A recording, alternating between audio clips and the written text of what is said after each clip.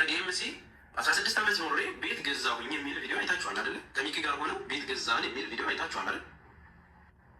የሆነ ቪዲዮ ቤት እንደገዛች አድርጋ ሰርታለች አይደል? አላያችሁትም?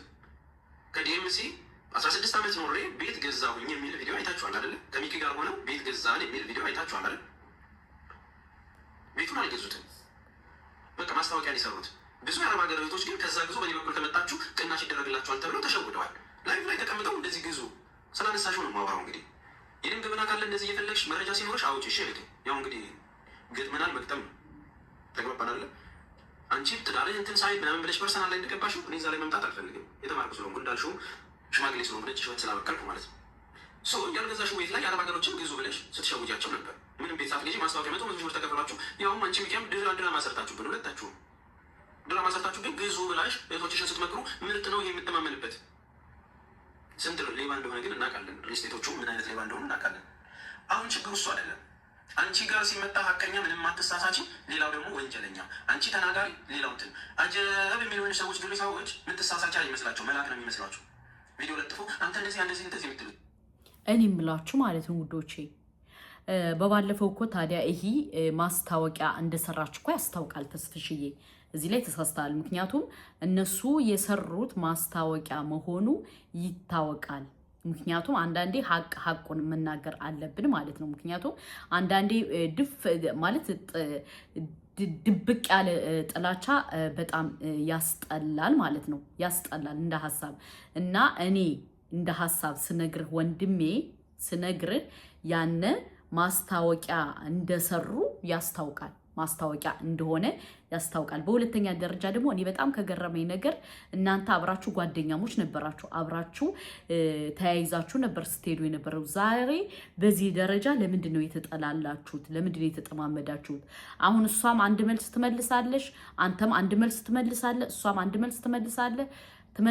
ምንድን ነው ችግሩ? ለምን አትታረቁም? ለምን አትነጋገሩም? ለምን ቁጭ ብላችሁ ተነጋግራችሁ ነገራችሁን አትፈቱም? ነገራችሁን ብትፈቱ እኮ መልካም ነው። ምክንያቱም ነገራችሁን ካልፈታችሁ ሚስጥር እየተዘካዘካችሁ ከባድ ነው የሚሆነው። ገባችሁ? ለምን ካላችሁ ዛሬ እንግዲህ ሀቢባ አሟት አጋጣሚ ሐኪም ቤት ገብታ ነበር። እውነት ለመናገር እኔ ሳየው በጣም ነው የደነገጥኩት። ገባችሁ? ያው አንዳንዴ ስተት አለ፣ ኦፍኮርስ ስተት አለ። ግን አሁን ባይናገሯት አሁን ልትወልድ ልትገባ ስለሆነ ባትናገሩ መልካም ነው ብዬ አስባለሁ። ተስፍሽ ሀረርጌውም ደግሞ አንድ ናችሁ፣ ጓደኞች ናችሁ፣ አብራችሁ ስትሰሩ ነበር። አንተም ለመዳም ቅመሞች መልካም ሰርታል፣ እሷም ለመዳም ቅመሞች መልካም ሰርታለች። እና እንደ ሀሳብ ግን ብትነጋገሩ አብራችሁ ቁጭ ብላችሁ ነገሩን ብትገቱት መልካም ነው ብዬ አስባለሁ። መልካም ነው። ምክንያቱም አንቺ ብስብስ እየተባባላችሁ ግን ኦዲየንሱ ወይም ሰው ከእናንተ ምን እንደሚማር ነው የምትፈልጉ? ሰው ከእናንተ ምንድን ነው የሚማረው? ስድብ፣ ዛቻ፣ እንደዚህ እርስ በርሳችሁ ሚስጥር መወጣጣት። እኔማ ይቅርታ አድርጉልኝ የሶሻል ሚዲያ ሰው በቃ እንዳላምን እየሆንኩ ነው። ገባችሁ? በቃ አብረው ከአንድ ላይ ሆነው አብረው ኑረው አብረው ጓደኛሞች ኑረው ልክ ሲጣሉ ሚስጥራቸውን የሚዘካዘኩት ነገር እኔ በጣም ነው ግራ የሚገባኝ። እና እንደ ሀሳብ ቁጭ ብላችሁ ችግራችሁን ብትፈቱ። ምክንያቱም አንተ ያው እየመለስክ ያለው ለምን እንትኖች የእሷ እንትኖች ስለተናገሩ ይመስለኛል። ግን ቢሆንም እንደ ሀሳብ አንተ እና ሀቢባ ተገናኝታችሁ ችግራችሁን ብትፈቱ። ምክንያቱም ከዚህ ጋር ለዛም ማለት የለብንም። አንዳንድ ሰዎች በዛኛው በኩል እያሽቃበጣችሁ ነው። ማሽቃበጣችሁን ተውና ሁለቱ ቁጭ ብለው የሚነጋገሩበትን ሲስተም ብናስተካክል። ገባችሁ?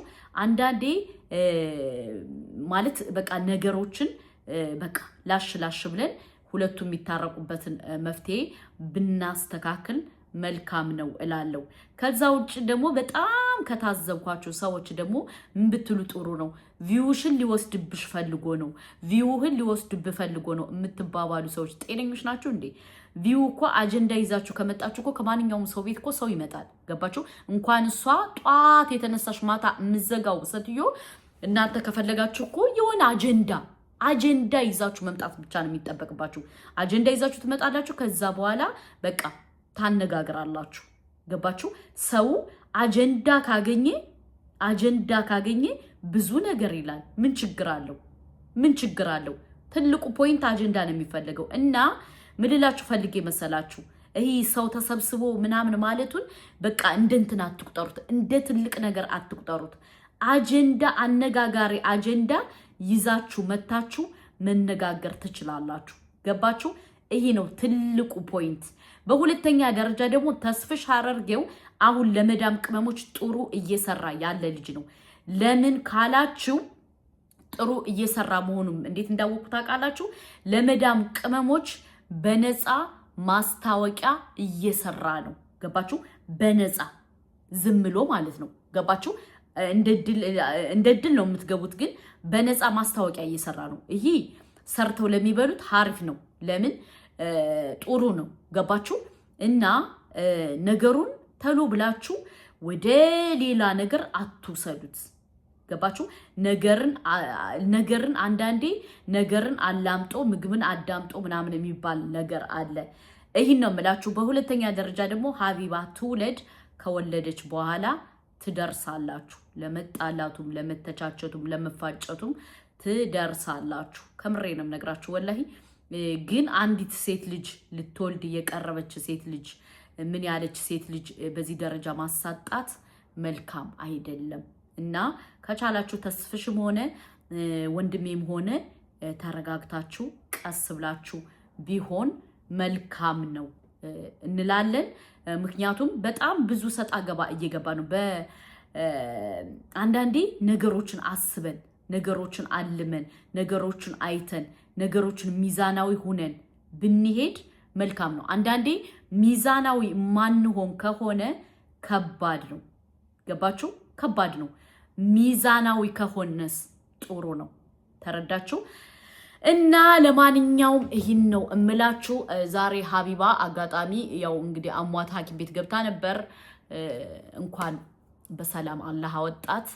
ግን አሁን ቀስ ብላችሁ ተነጋግራችሁ ቢሆን መልካም ነው። ለምን በዛም ሰጣ ገባ በቃ ቡጢ በሉት እኮ። እሷ ማለት ፕራይቬት ህይወቱን ነክታለች። ኦፍ ኮርስ እሱ ትክክል ነው። ያኔ ስህተት ነው። ፕራይቬት ህይወቱን መንካት የለባትም። ፕራይቬት ህይወቱን አይመለከታትም። ምክንያቱም እሷ ፕራይቬት ከህይወቷ ከተነካ ደግሞ እሷ ጥሩ ስለማይሆን ፕራይቬት ህይወቱን መንካት አይጠበቅባትም። ገባችሁ? በሁለተኛ ደረጃ ደግሞ አንዳንዴ ነገሮችን አስበን አልመን አስተካክለን ቢሆን መልካም ነው ያጀማ። ሁለተኛ ደግሞ ብዙ ጊዜ እኔ በጣም ከተማረርኩት ነገር ምን እንደሆነ ታውቃላችሁ? በቃ ቲፎዞ ስላላቸው ብቻ የማይሳሳቱ የሚመስላቸው አሉ። ቲፎዞ ስላላቸው ብቻ የማይሳሳቱ የሚመስላቸው ሰዎች አሉ። ኖ ቲፎዞ ስላላችሁ አይደለም። ዋናው ምንድነው? መልካም ልብ ጥሩ ነው። እና እኔ በጣም ከገረመኝ 80 አንበሳ 60 10 ኢንቨርስ ስላገኘው ቀንተ ነው ምናምን ስትል እየሳኩ ነበር። መቀናናት ምን አመጣው? የሚቀና ሰው ካለ አላሁ አለም። ግን ለፍታ ጥራ ደክማ በላበቷ ስለመጣ ሀቢባ ላይ የሚቀና ካለ አላቅ። አላሁ አለም። እና ይህን ነው የምላችሁ ውዶቼ፣ ማሮቼ፣ ፍቅሮቼ፣ ሁሉ ነገሮቼ። ግን እንትን ልትወስድብህ ነው ቪው ልትወስድብህ ነው አትበሉ። በእናታችሁ አትበሉ። ቪው ማምጣት ከፈለጋችሁ አጀንዳ ብቻ ይዛችሁ ነው። ሰው ወሬ ስለሚወድ ድፍት እያለ ነው የሚመጣ። እና ቪውን እንደ ትልቅ ነገር አትቁጠሩት። ገባችሁ? በተለይ የቲክቶክ ቪው እንደ ትልቅ ነገር አትቁጠሩት። ገባችሁ? እንደ ትልቅ ነገር አትቁጠሩት። በዛም ሰጣ ገባ በፈጣሪ ግን ተስፍሽ እንትን ይችላል። አሽሙር ጉድ ወንድ ልጅ በዚህ ደረጃ እንትን ሾርኔ ይችላል እንዴ ነው ያልኩት። ላጥ እያለ ተገባቡ። በዛም ሾርኔ በዚህም ሾርኔ ትጠላላችሁ። ሾርኔ ማለት ነው ትጠላላችሁ። እና ለማንኛውም ከቻላችሁ ብትታረቁ ብትነጋገሩ መልካም ነው ብዬ አስባለሁ።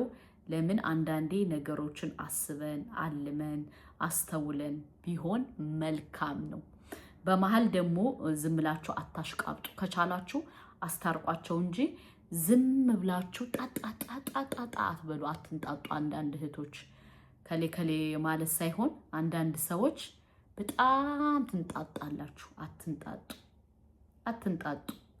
መንጣጣት ምንም አይሰራም። ነገሩን አስቦ ቢሆን መልካም ነው እንላለን። ለማንኛውም ይህ ቪዲዮ ሰብስክራይብ፣ ላይክ፣ ሼር አድርጉት። ሀሳብ አስተያየታችሁን ኮሜንት ላይ አስቀምጡልኝ። ሰላም አለይኩም።